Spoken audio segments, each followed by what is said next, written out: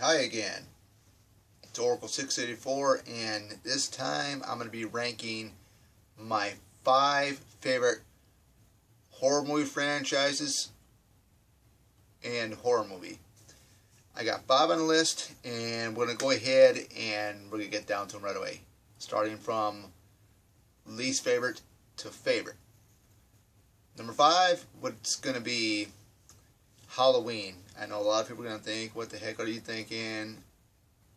I wasn't a big Halloween guy myself. I do like the films, but not as die-hard like most of you guys are out there. I think it's got great suspense, especially with the very first film.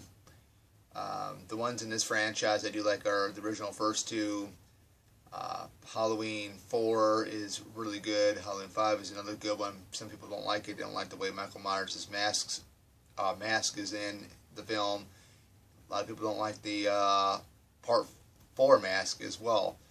I really also enjoy Halloween H2o. Resurrection is another good one. I like that one. A lot of people give that a lot of hate. I like it. By far my favorite character in that movie is Busta Rhymes' character of Freddy.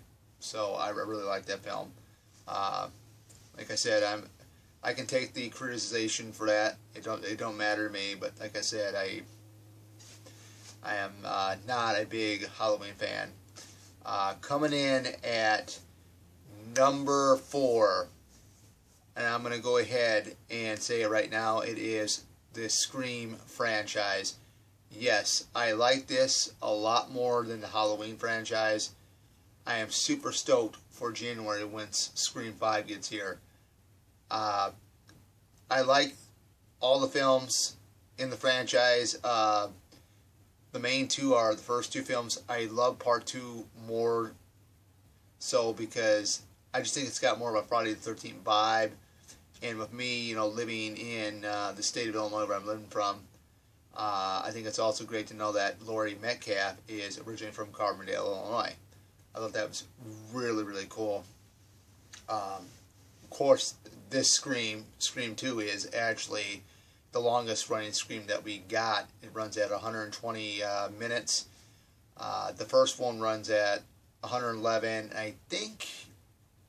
Let me go ahead and check. I got the movies right back here.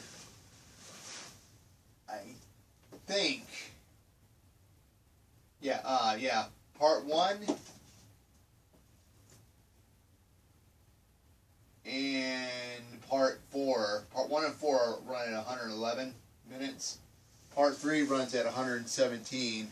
And I like what I just said, Part 2 runs at 120 minutes. So Parts 2 and 3 of Scream are the longest. I enjoy them. The characters, I love Neve Campbell as Sidney Prescott. To me, Neve Campbell is my favorite Scream queen. A lot of people, will reach out for like Jamie Lee Curtis, Daniel Harris, Linnea Quigley, you name it.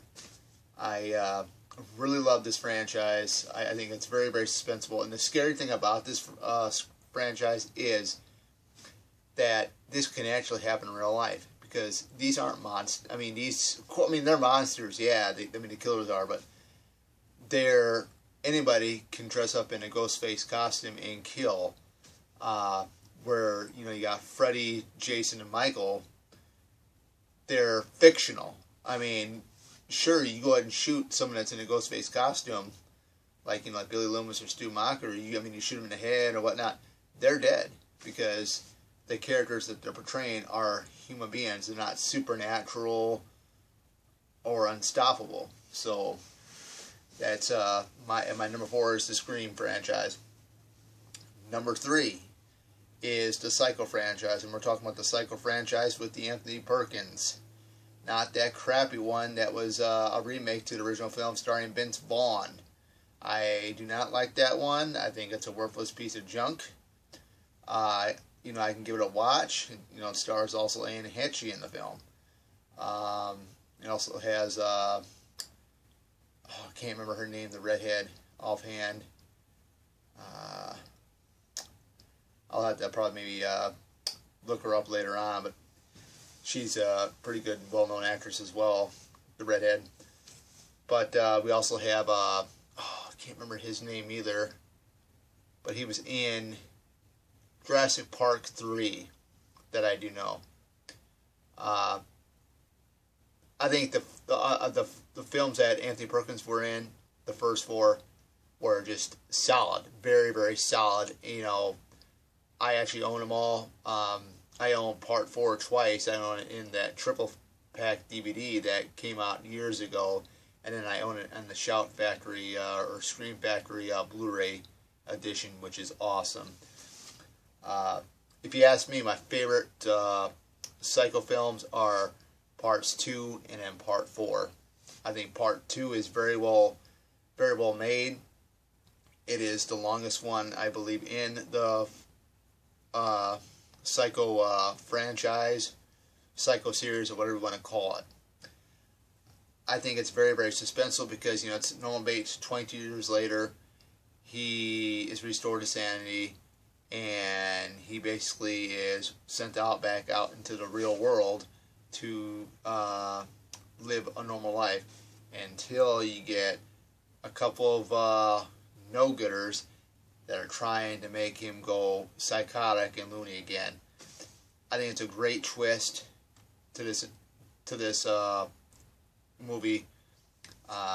It's just, when I see it, you know, I'm like, knowing that he is not the killer in the film was something, because, you know, Norman Bates wasn't his mother. Then he's saying Mrs. Spool is his mother. Then you get Psycho 3, you find out a little bit more of a backstory about Emma Spool, or most of the backstory about Emma Spool, and that she was psychotic herself.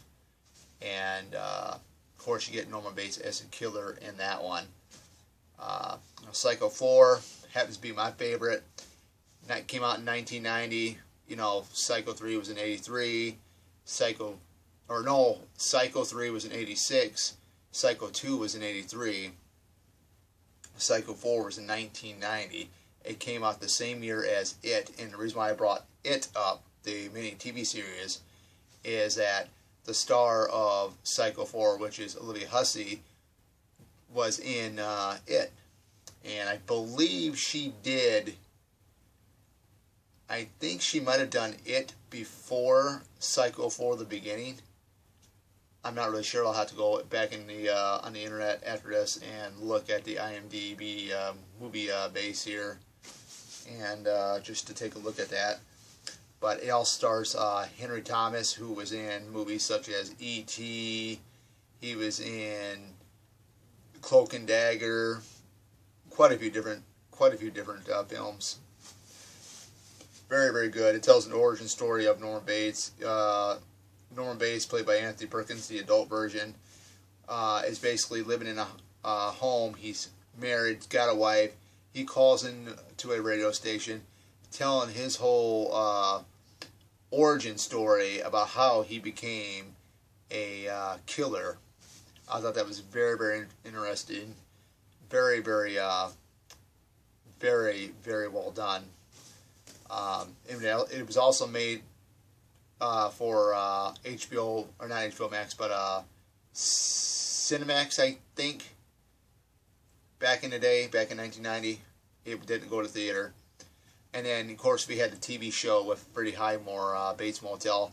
Seen a couple of the episodes there. It was so-so. I mean, it was good. It had some moments. I think the only problem was it was set in, you know, modern times. And, of course, they added in that he had a brother in the TV show, which doesn't make any sense to me whatsoever. But, you know, hey, it's, you know, the writers or the producers, whoever come up with these ideas. But the original Psycho was really good, black and white, 1960, starring, of course, you know, Anthony Perkins, and then you got Janet Leigh in there. By the way, you know, if nobody knows, Janet Leigh is the mother of Jamie Lee Curtis. Great stuff, great stuff. My number 2 is, it's a standalone film, and it is a Stephen King film. It's my favorite one, that was adaptation of his book, even though it doesn't go by the book, really.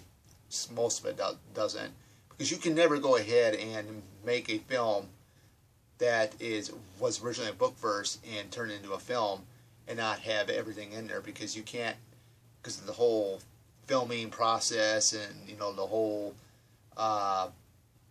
thing that goes on with, you know, producing the film from book to film. You just can't get everything in there, if that makes sense. So I'm talking none other than the 1990 miniseries It, which I grew up on. I grew up on all these films that I'm talking about in this video. Really enjoyed this one. I actually just got done watching the second half tonight. You can't get enough of it. You know, you got Richard Thomas, the late John Ritter, the late Harry Anderson, Annette O'Toole. You got Dennis Christopher, who I'm planning on meeting next month at Chicago Days of the Dead. Super stoked. I'm going to have my NECA It box signed with the figure in it. So that'll be pretty cool. I just think it's very well done. I did see the first half of the remake. Wasn't a big fan of that. They showed a lot more. It goes a lot more, I guess, by the book, which I've never read the book. But I grew up on, like I said, I grew up on this one. I really enjoy it. You don't need a lot of the gore and stuff. You kind of get an idea of what's really going on. You get to see, you know, the aftermath, what happened to Georgie when, you know, Pennywise is just messing around with Bill and messing around with the other Lucky 7 members. The performance is really good by everybody. Even Tim Reed. I mean, Tim Reed was very, very good as the adult Mike Hanlon. There are some funny moments in this two-part movie. I really enjoyed it. Like I said, I really enjoyed everything about it. You know, this kicks off the start of the 90s. Basically, they filmed it in 1989, but it didn't come out until 1990. And what can you say? It is definitely my number 2 pick.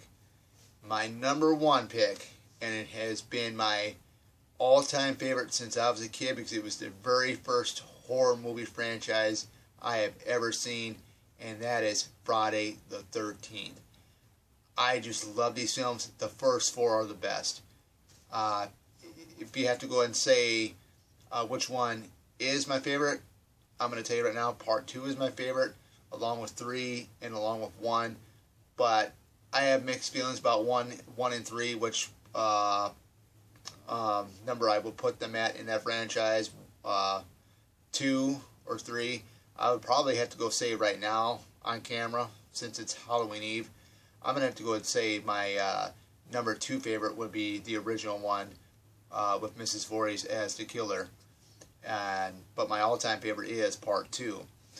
I remember sitting with my family when I was really, really young, watching these every time they were on TV. We would even video record them. I remember watching them on USA Up All Night, Monster Vision with Joe Bob Briggs, all that good stuff. All that good stuff. And I own the first box set from Crystal Lake to Manhattan. I did not get the Scream Factory box set.